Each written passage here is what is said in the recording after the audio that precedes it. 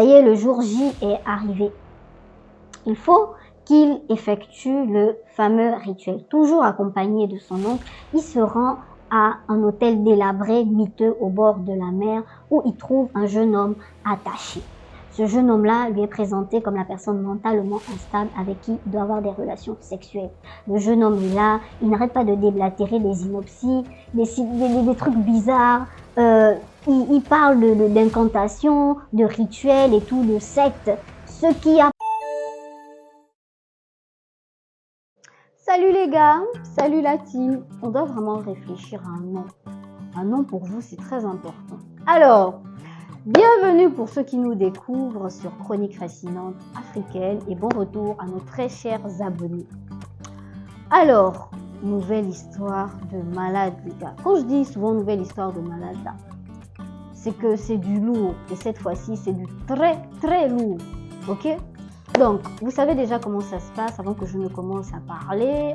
Bien sûr, likez la vidéo, commentez-la le plus possible sans oublier de vous abonner à la chaîne si ça n'a pas encore Aka, on vous supplie même, abonnez-vous.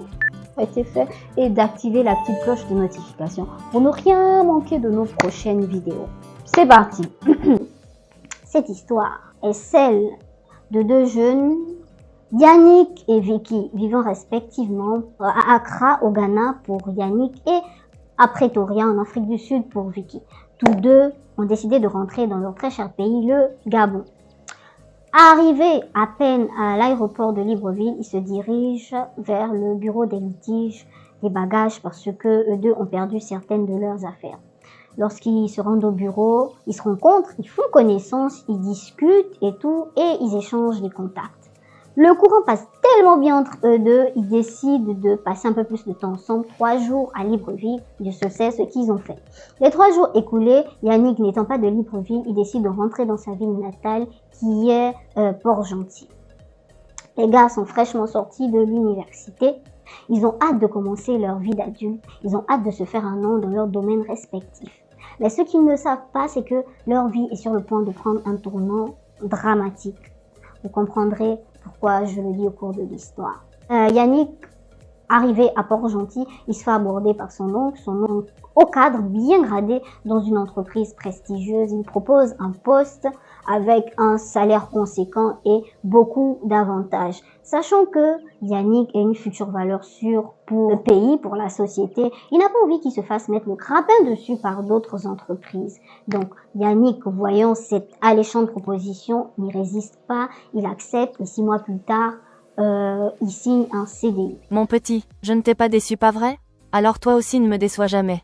Est-ce que c'est bien clair? De son côté, Vicky, elle dégote également un poste dans une entreprise prestigieuse grâce à son impressionnant CV premièrement, mais aussi grâce au piston d'une dame gabonaise qu'elle a rencontrée à l'aéroport de Pretoria et qui elle a aidé avec un problème de surplus de bagages. 6 mois après ses débuts dans la société, on lui a elle aussi proposé de signer un CDI. Ils étaient tous les deux ravis d'avoir trouvé un emploi si rapidement. Mais ils ont vite réalisé que leurs nouveaux employeurs respectifs avaient bien plus en réserve qu'un simple chèque de paie. Voilà, tous deux ont dégoté un job. Un après-midi, après le travail, l'oncle de Yannick lui dit qu'il veut qu'ils aient une conversation. Mon petit, ce soir il y aura le baptême des nouveaux membres, j'exige ta présence peu importe ce qui sera dit ou fait, tu devras te plier au jeu. Est-ce que je peux compter sur toi comme toi tu peux compter sur moi? Ce rituel-là leur est présenté comme un exercice de consolidation d'équipe, la bonne blague. Et il consiste à quoi? Il consiste à se rendre à un carrefour désert à la périphérie de la ville à une certaine heure pour effectuer une danse dans une certaine tenue, c'est-à-dire à poil, en chantant des incantations, en récitant des trucs dans une langue bizarre.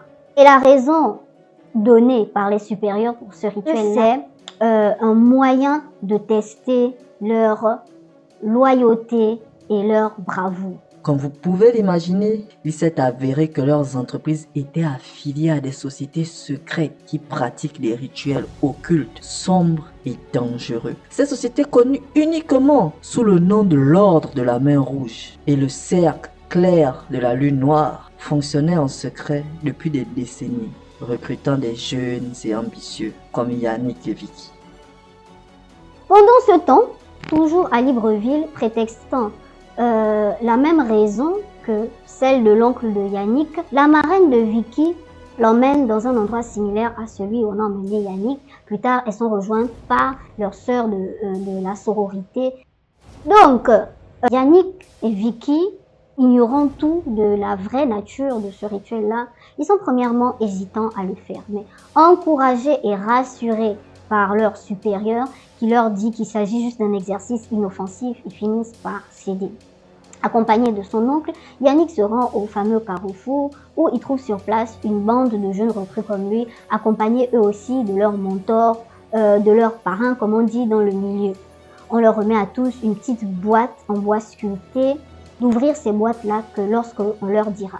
Yannick, premièrement, il se sent vraiment stressé, il a un sentiment d'appréhension et d'excitation, mais il finit par effectuer le rituel, il commence à danser, à chanter avec les autres et quelques temps après, on leur demande d'ouvrir les fameuses petites boîtes en bois et ils en sortent des œufs qu'on leur demande de casser sur le sol. On continue à danser et en récitant ces fameuses incantations-là.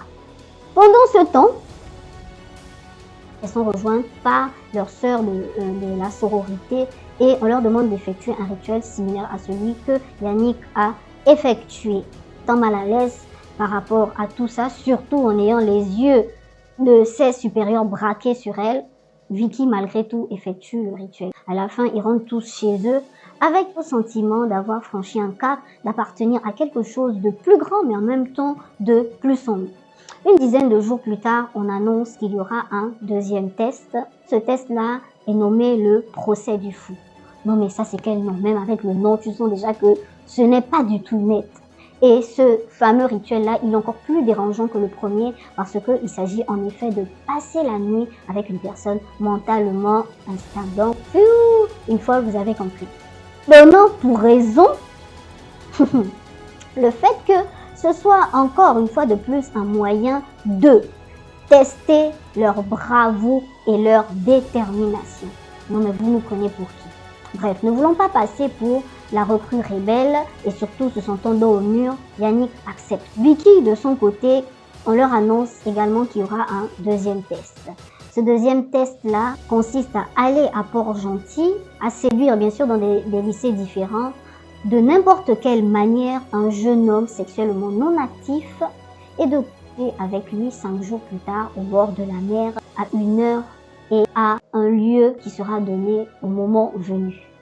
Quelques jours avant le deuxième test, Yannick, se sentant bizarre par rapport à tout ça, n'arrête pas de faire des cauchemars. Bien que l'idée de coucher avec une personne mentalement instable, en fait, il ne supporte pas. Et les raisons qui leur ont été apportées par rapport à ce rituel-là, il n'arrive pas à s'en accommoder. Il décide d'aller demander conseil à son oncle. Son oncle étant passé par là, bien évidemment, il encourage Yannick à faire ce rituel en lui disant que la fin justifie toujours les moyens. Et le jour J est arrivé. Il faut qu'il effectue le fameux rituel. Toujours accompagné de son oncle, il se rend à un hôtel délabré, miteux au bord de la mer où il trouve un jeune homme attaché. Ce jeune homme-là lui est présenté comme la personne mentalement instable avec qui il doit avoir des relations sexuelles. Le jeune homme est là, il n'arrête pas de déblatérer des synopsis, des trucs bizarres. Il parle d'incantations, de rituels et tout, de sectes, ce qui a monté le stress de Yannick. Malgré tout, il se souvient de ce que son oncle lui avait dit lorsqu'on l'avait embauché et il décide de mettre sa morale de côté et de passer à l'acte. Il finit par le jeune homme. Du côté de Vicky, elle donne rendez-vous à un jeune homme qu'elle a séduit quelques jours plus tôt lors de son arrivée à Port-Gentil. Grâce à de l'argent, une montre à la mode et également beaucoup d'atouts et quelques fixations dans sa voiture qu'elle avait louée. Donc elle donne rendez-vous au jeune homme et elle décide d'aller le récupérer dans une boîte où il se trouvait avec ses amis depuis un certain moment. Il s'éclipse dans la voiture de Vicky et se dirige vers le bord de mer. Arrivé au bord de mer, près d'un hôtel vraiment huppé et tout, voilà, il décide de se garer dans un petit coin sombre à l'abri des regards. Et à peine le jeune homme il a le temps de demander à Vicky ce qu'ils font là, elle commence à bon voilà et tout. Et elle lui fait même quelque chose en lui promettant qu'il va vivre la plus douce et chaude nuit de toute sa vie si il est sage. Et également, elle lui dit qu'elle va lui donner un téléphone à la mode, plus d'argent et des Jordan. Donc, ne voulons pas vexer la jeune dame riche, friquée et tout. Il décide de céder à sa demande, de finir ce qu'ils ont commencé dans la voiture au bord de l'eau. Ça y est, Vicky a passé son deuxième rituel. Après avoir fini, elle appelle Yannick et elle lui annonce qu'elle est dans sa ville.